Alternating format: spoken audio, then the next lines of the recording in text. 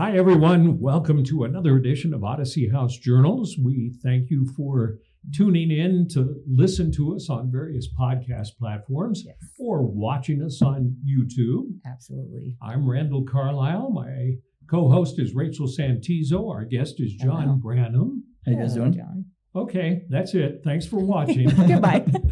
That was the easiest podcast That was in the world. super wasn't fun. it? Okay. This is I see our guys who are recording. They sort of looked up. I love it when you What laugh the hell like is he that. talking Because about? like he goes red. You don't see it very often, but when you do, Oh, really? yeah, your I little noticed peaks. that. This is one of the most watched and listened to podcasts dealing with addiction and recovery. And today, our guest is going to be representative of the fact that there are so many roads to recovery.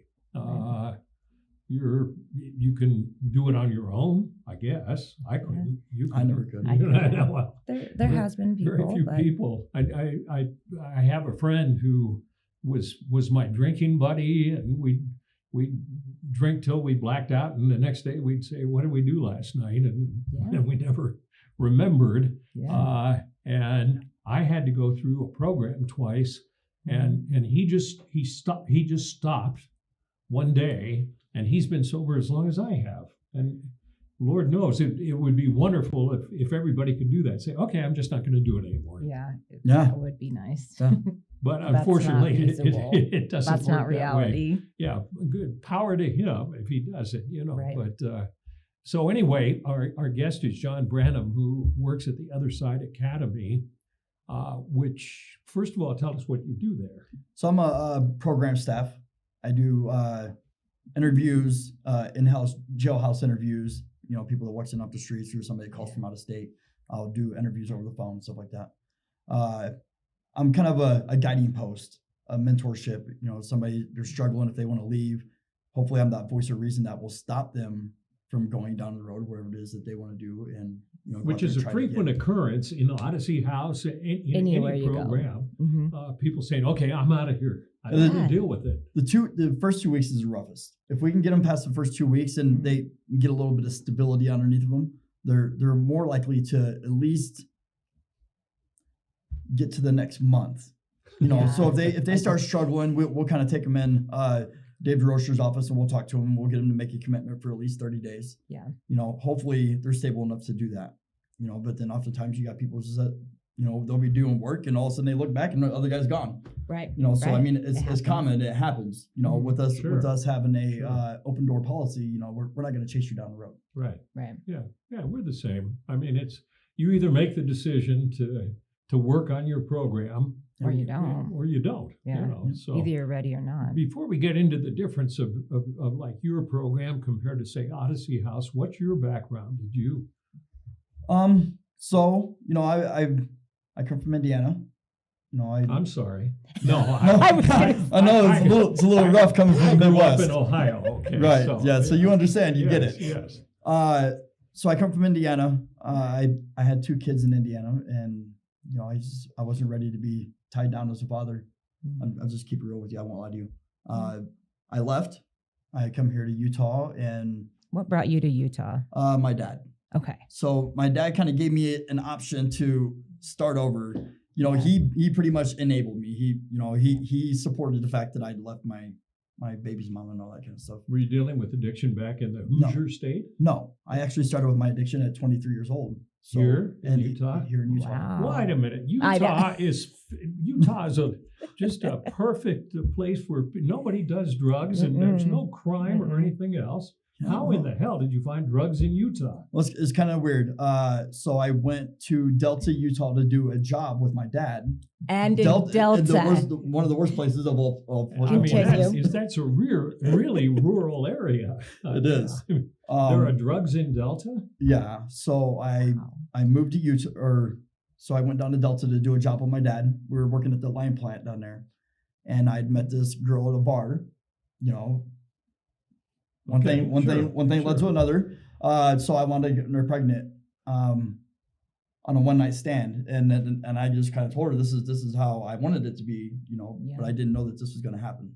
So when she called me, you know, I kind of speed it up a little bit. So when she called me, I moved down there to try to reconcile things, to show her that I was pretty serious. I didn't know what drugs were at the time. So this is before I kind of got introduced to all this stuff. And she was in and out of the house all hours of the night, and I had no idea what was going on. One night, it was about 4:30 in the morning. I heard dead weight hit the floor in the bathroom. Oh. So I go in there, and mind you, she's pregnant. She's about 7 months along, and she had a needle hanging out of her arm. She overdosed on the toilet. So we rushed her to the hospital. She wound up having our son stillborn, and that kind of, I want to know, but I lost my son too. So when we got out of the hospital, we did some services and all that kind of stuff, cremated my son, and I was like, I want you to introduce me to what I lost my son to.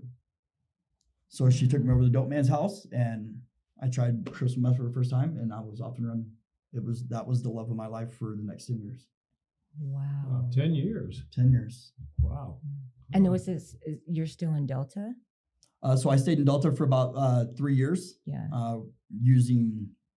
I had a store on eBay. I was doing really good, successful, and I took all that money that I had made, and I just dumped it all into crystal meth. Let me ask you, I'm not knocking Delta, right? Because I know some people from Delta who are wonderful people. How easy is it to buy meth in Delta? It's actually really hard. You got people that will come to Salt Lake to pretty much pick it up and take it back down there. Oh, okay. So it's it's scarce, but if you know the right people, then you can get anything you want. And does everybody in Delta know that you're using drugs or not? Oh yeah, I didn't hide it from anybody, and you see me out there at 3 o'clock in the morning doing weird stuff in the middle of the night. You obviously know I'm on drugs. So you had never. I'm curious because you've never used drugs up to that point, and so when you first did crystal meth, like what did it do for you? That's a scary drug to be introduced to, and you do it, and then you just instantly fall in love. Was it the pain from losing your son? Which I'm sorry, by the way. So is actually, I'll kind of rewind a little bit. So I went through about 9 years of sexual abuse trauma as a child. Okay. So thank you for being vulnerable with that. Yeah, absolutely. I'm not scared to talk about it. So I used that when that masked my pain, or when that masked all the feelings of the trauma and all that kind of stuff. I was like, well, I can continue to keep doing this. Perfect. Same thing. Yeah, that's perfect solution. Yeah, perfect solution. And then masking the pain of losing my son and all that kind of stuff. I didn't really think about anything else. Well, you had double pain, sexual abuse growing up, and then losing a son like that. And I know how that feels. Like you think you're having a child, and then you're holding your dead son. I did the same thing, and so I understand that completely. And all of a sudden, your cares are wiped away with a drug. Oh yeah. Right. Well, it's easy to understand why it's something that a solution for appears people. Attractive at the time. Right. Yeah. So I wound up moving back to Huntington because that's where my dad lived at. Is that Utah? Yeah. Huntington, Utah, next to Castledale, Price, all that kind of stuff. Okay, thank you. And drugs are a lot more available there, very much so, than they were down in Delta. Very much so. You. So I was there for about roughly 6 months. I got my first felony. I went to Price jail. Got out. Nice. What was your felony for? Possession. Okay. Possession, controlled substance, paraphernalia, all that kind of stuff. But through this whole thing, they were actually putting a case against me. I was selling drugs, and so I got my first felony charge. Moved to Huntington, because I was in between Price and Huntington. I was just couch surfing. It's just what it was. Yeah. When you're on drugs, you don't care where you fall out at. It's just what it is. Not at all. Those are close areas. Okay, thank you. Yeah, they're about 20 miles. It's Utah's coal country. Okay. So it used to be that everybody who lived there, or the majority, worked in the coal mines. Yeah, I'm you worked educated. at the power plants, or you worked at the coal mines. Yeah. That's just where we were. Okay. So between places that I'm doing this, I wound up on probation. Okay. And I'm trying to do it right, but what I'm doing is manipulating the system right. So the probation officer shows up, and I didn't know that he had a case built against me. Mm-hmm. So they wound up arresting me for 5 distributions in school zone. So they first come out as 5 to lifes. Yeah. I had them reduced with the agreement that I would do drug court. Okay. So I did drug court. I completed it successfully. I made sure I quit doing everything. So there was about 18-month span within those 10 years that I didn't do anything. Okay. But as soon as I got done, I'd moved to Utah. I moved to Salt Lake City. That's in And Utah, right? I'm just kidding. This is in Utah. This Yes, is in Rachel, Utah. Salt Lake City, Utah. Okay, thank you. Yes, okay. But while I'm on drug court, I'd met my last kid's mom. So we wound up having a kid together. Did that like surface some things for you, or? So walking out on my kids and then losing my son, I was like, at what point do I have the opportunity to make this right? That's fair. As I relapsed, there wasn't no making it right. Yeah. So I went back down to Huntington to do a job down there. We're doing an overhaul because they do overhauls at the power plant. So, and I ran into one of my buddies and I was like, obviously I'm not done yet. Hey, hey, friend, I've got some stuff for you. Yeah, they say I'm your friend. Yeah, right. That's the same. Yeah. Until I learned the definition of friend, I truly believe that he is my friend, and I'm doing you a favor and I'm keeping you awake for the next. Yeah. Well, and when you're in that lifestyle, though, there's I kind agree. of, because sometimes people give me heroin to keep me from being sick. And at that time, it's just kind of, it's not a friend, but that's the culture that you're in. And people I had still drinking have buddies. Yeah. And as soon as I stopped drinking, they weren't buddies anymore. And I thought they were really close friends. Right. Yeah. Right. Oh, it's crazy how that happens. I know. So Randall's what happens? no fun anymore. I would not be fun. So true. I'd Yeah. break up with you too. Yeah, I don't blame you. So what happens? So you get the distribution, like all those charges. Like what led you going into the Other Side Academy? Okay, so when I relapsed after I finished a job down in Emory County, Carby County area, I come back to Salt Lake City. Okay. And me and my dad, my mom, my girlfriend, we're having a kid at the time. She winds up having the kid, and we're living in this house, and I was using it for a trap house. Okay. My dad and mom's on one side of the house, I'm on the other. We have people in all hours of the night. I thought what was going to be just that week that I'm doing this overhaul wound up turning into me being homeless. And what does a trap house mean for those that don't understand? A trap house is where you bring people in, sell drugs, trade things for drugs. Flop house, let them sleep there if they're tired. Were your parents involved? No. Okay.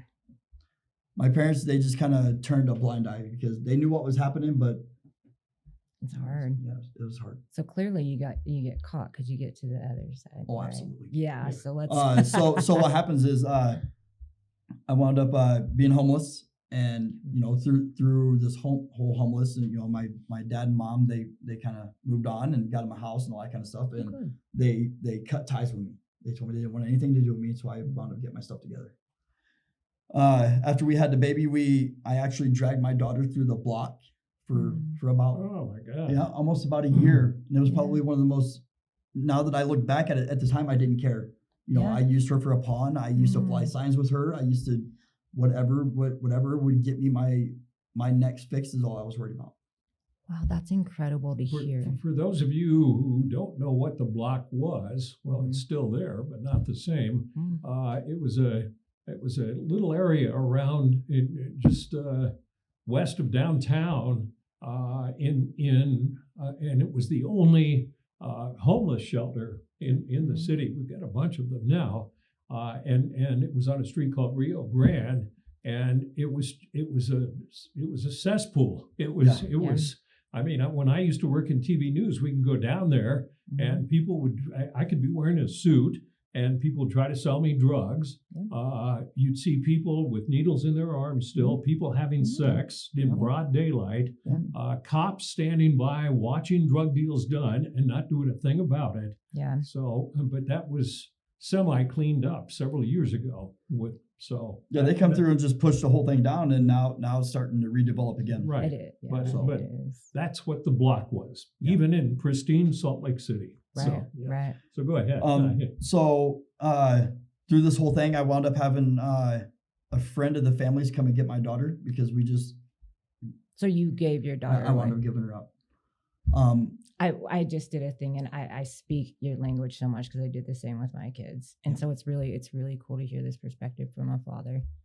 So Yeah, the fact that you would even have her down there, Yeah. it's unconscionable. Yeah. So we lived in a I'm shelter. not passing judgment. No, but- absolutely, Right. and it's okay, because I look back on it now and realize that all the things I was doing, it was selfish. It was I can go on and say all the things that, Right. that it was. Okay.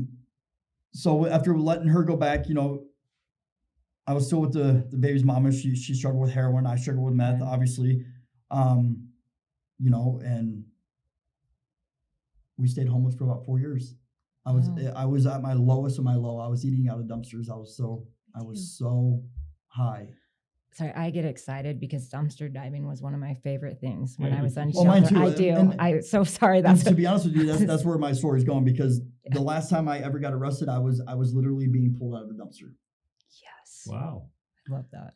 And although like I couldn't give him my name or anything like that, because I was so incoherent, I didn't even know what my name was at the time. I couldn't even give him my social security number. Yeah. It took me, but I knew something told me within myself, like when I got those cuffs put on me the last time, that this is done.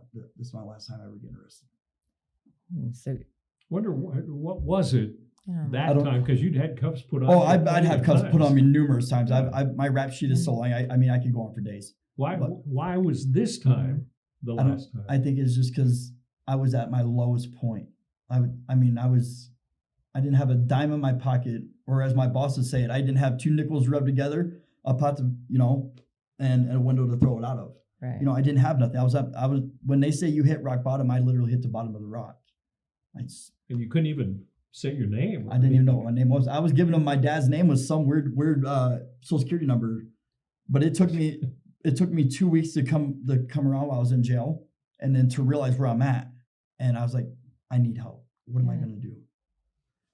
I can't go to prison. I was looking at a 115, and they were going to send me to prison because I had a gun charge and all that kind of stuff. Yeah. So I was like, okay, what do I do? So I'm doing laps with this guy in jail, and he tells me, he's like, you ever thought about writing the Other Side Academy? So no, what is the Other Side Academy? So he starts telling me. But as he's selling it to me, he's telling me that you get a Rolex watch and you get $10,000 after you graduate. He's selling. Boy, I didn't know Wow. that. Yeah, no, he's upselling it, and these are a lot of rumors that you'll hear in jail. A lot of people come there for me. I heard that. I went there for all the wrong reasons. When I first heard about it, I was like, a Rolex watch, That was $10,000. You still don't have a Rolex. I I still- know. God. That must have been But uncomfortable. The best thing I have now with the academy is honesty and integrity, and that's where I'll get to. For the first 6 months after they come in and interview me while I was in jail, they accepted me. I'm still fighting this charge, and then they told me, if you plead guilty and you just go do this, after that we'll drop your charge. And so Nice. I wound up going. I was at the academy for roughly 15 months, and they come and let me off probation. But after letting me off probation, the first thing they think is, okay, I don't have nothing holding me here. What do I That do? piece of paper. But I'd been there, and I started to love the person I was becoming. The first thing that come to my head is, okay, there's nothing holding me. What do I need to do? And something inside me says, you just need to go to work. I love that. So, and for people who don't know, when you first come into the other side, you're making a commitment of what, 2 years? So when I first got there, it was 2 years, but now it's 30 months. Okay. So what that entails is, so your first 2 years is through the program, and then you have the option of either staying another year, or you can do the option of having a 6-month transitional period where you work out in society, and then they transition you back out in society. So we give you the opportunity to save money for 6 months, Oh, and cool. you can decide to say whether you want to stay another 6 months, or you can just transition back out in society. But we give you this cushion. We help you. We're not just going to say, okay, 2 years, you're Without the done. Rolex, Yeah. right? So, But this is without the Rolex, But the best or thing the that 10,000. or the 10,000. Yeah, Well, yeah. I mean, the $10,000 is optional because you got the 6 month workout period. You can save that money, Okay. Yeah, but it's I just gotcha. not something we give you. The deal at the other side is you have to work, right? Yes. And you don't you don't allow any kind of medically assisted treatment, Right. So we're not a dual diagnosis. right? So which Odyssey is, which Odyssey House is. Yeah. So we don't do MAT or anything like that. So if you're detox or anything like that, we expect you to go to detox, and we want you clear-headed and ready for a 2.5 year commitment. and you work your ass off. You do. Yeah, and the other side has several successful industries, which is how you finance the other side. Right. So we actually have the #1 rated moving company in all of Utah. We have 2 #1 rated thrift stores in all of Utah. Yeah. We have a storage facility / warehouse. We have the other side builders, which I'm a supervisor part of. We also have like corporate development where they call around and help with like in-house donations where they can take off overhead costs and stuff like that. Yeah. So I mean, when you come in, although you're not generating a paycheck, we're helping generate paychecks that comes in to keep the doors open, and that's why it's free. We don't take any government assistance. Free room and board. Yep. You know, but you work as we like to say that, you know, there's no free lunch. You know, you earn your way. And which I think. And the thing about it, and this is interesting because Odyssey obviously is governed by tons of regulations and inspections and everything that we're proud of. Right, but it's very hard. But you guys can do, I'm not saying you do anything wrong, but you can basically do whatever you want because you don't take any government money or things like that. Right, and that's kind of how what changed my attitude about everything, because I needed somebody to talk to me in a manner to show me that the person that I was and what I had been doing to people and how I destroyed your lives. And you know, I needed somebody to tell me about myself raw and uncut. Yeah. And when somebody's, you know, Dave is now he's my mentor / boss, but he let me know about who I was and how I affected people, because I tried to, you know, I was there for the first 15 months. I wanted to see my daughter, and he's like, no, you're not going to see your kids. I'm not going to let you do this. I'm not going to let you destroy, you know, you're trying to fix yourself, and you don't need to keep going back to that. Stop putting them through that. Yeah. So my first 2 years, I kept wanting to see my daughter, see my daughter, and finally told me for the last time, you're not seeing your daughter, and I'm not going to let you. So after staying 4 years, I wound up being able to reach out to her, and after I got hired on as a staff member, and now like I have I wouldn't say it's the best relationship because it's on the men's. You know, she's only 8. You know, she doesn't remember a lot of the stuff, but I'm still open and honest with her. I let her know what happened, and good. You know, so I don't hide anything. Did she remember being down on the block at all? No. So the only thing that she ever said to me, and it still tugs at my heartstrings today, is, you know, when I got to see her for the first time, it was in December of 2021. Okay. And the last time I'd seen her was probably 2017. Wow, that's a long time. It was a long time. Well, and I think that's the whole thing when it comes to, you know, going to the Other Side Academy. So you say like these dates and stuff, right? But the dates that you didn't see her was because of your actions and the things that you did, right? So when you're trying to better yourself, you need to invest in yourself equally as much so that you can show up and not have to have those dates again. Yep. So, yeah, sorry, I tap on the thing, my hands. I need to sit on my hands. Yeah, and this, now that, you know, I call her daily. I text her and I let her know, you know, hey, you know, if I can't make it, I'm going to let you know why I can't make it. I'm not going to stand you up. I'm not going to make you broken promises ever again. Yeah. And that's kind of the thing that I live up to. If I tell you I'm going to do something, I'm going to do it. So if you don't take funding at the Other Side Academy, how can you get into the Other Side Academy? So you can actually write a letter from jail. Okay. That's one of our top things right now. You write a letter from jail telling us why you want help and what it is that you're hoping to get out of life. You know, because, you know, when you're broken and when you finally do the legwork that's why we believe what we believe. When you reach out and say, you know what, I need help.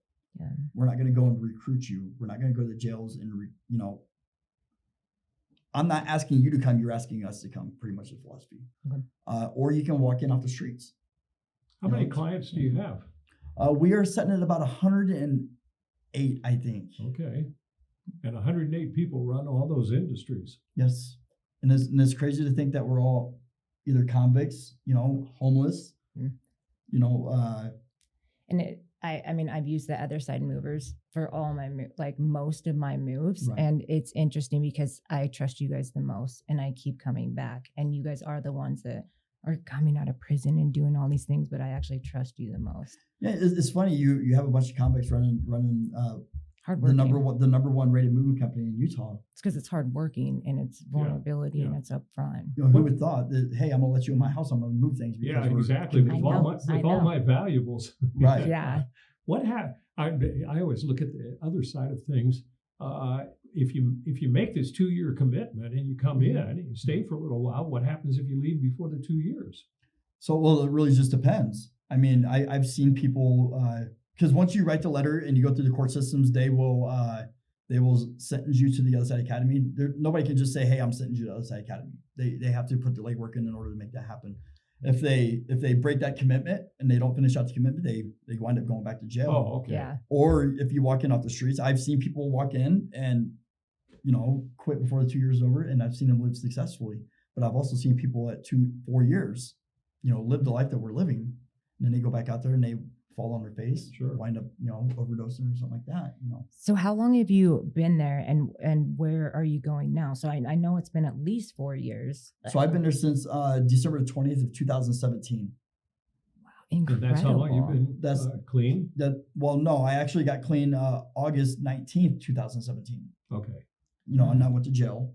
So what are your next steps? I mean, you're living, breathing, you're standing for people and fatherhood and stuff, which is super incredible. Congrats, by the way. Thank you.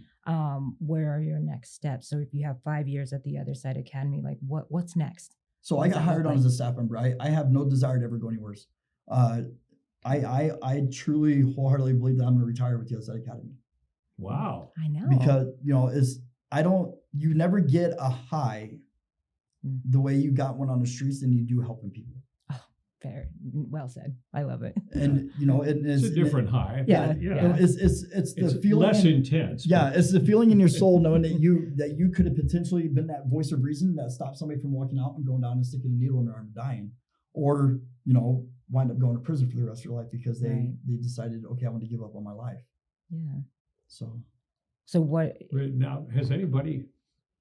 I mean, you've only been around. The Other Side Academy hasn't been around that long. September 2015. So has You're anybody so ever retired? From like your goal, like whatever age you want to retire, and you want to retire from the other side. Has anybody ever done that? No. I mean, we got people that's like Dave. Dave has been doing this work since Delancey Street, and that's kind of how we got formed together. But there's never anybody that's retired from there yet. But I'm sure it's going to be around long enough for that to happen. You could be the first. Huh? I hope. I hope. I know that'd be good. We talk about our graduates, and maybe they'll say retire. Our first retired person at the Other Side Academy. Right. It's true. That would be the next steps because you're not new, but you're still. No, I guess it's been like 7 years, but to have that generations, because I've seen people that first came in and now they're staff and it's starting to evolve in that sense. Yeah. Well, I look at successful a whole other way. You know, I mean, what I feel in my gut, I feel like I've succeeded out of life already because I was at the rock bottom of eating out of dumpsters and all that kind of stuff. And now I'm helping save people's lives. Yeah. So I've already wholeheartedly believe that I'm already successful, whether financially, my credit score was 400 when I went into the Outside Academy, and now I'm able to go get a loan for anything I want. I bought my own car. Nice. Congrats. I'm good. How do you identify yourself? Just out of curiosity, like say, I'm the same man in every room. And that's what I believe. You ask me a question, whether it be here on air or you ask me the same question outside, it's going to be the same answer. I don't have to hide and be somebody that I'm not. I don't have to pretend to be somebody that I'm not because isn't that a great feeling? It is. It's just a huge relief. I think it was Mark Twain said something about. He said the great thing about honesty is you don't have to remember what lies you told because I remember I was making up stuff for the various women that I had been married to. Where were you last night? I was. And then 3 days later, when you said you went to, and it's like, I can't remember my lies. And the bottom line is whether it's Odyssey, the other side, FTR, the truth always comes out. And when I was like using or doing things like that, like I hated that fact. Yeah. But like when you live a life of recovery, like sometimes I'm desperate for it to come out. I'm like, it may look or seem a certain way, but I want the truth to come out. Like I want the truth in my life. John, thank you for being our guest. Believe it or not, our 30 minutes are up. Wow. I appreciate you guys having me. incredible. Yeah, that went by pretty quickly. fast. Yeah, I know it does. It does. Everybody says, wow, 30 minutes, that's a long time. Right. But thank you very much for letting us know about the Other Side Academy. Absolutely. Rachel, you. good to see you again. Thank you, Randall. You too. Hope things are going well at Fit to You're great. Recover. Yeah. Thank you. And things are going well at Odyssey House too. So Great. we're all happy people. Yay. Happy to, A yeah, happy village, a big community. village. Absolutely. We're hoping you're all happy listening and or watching. So thank you for watching another edition of Odyssey House Journals.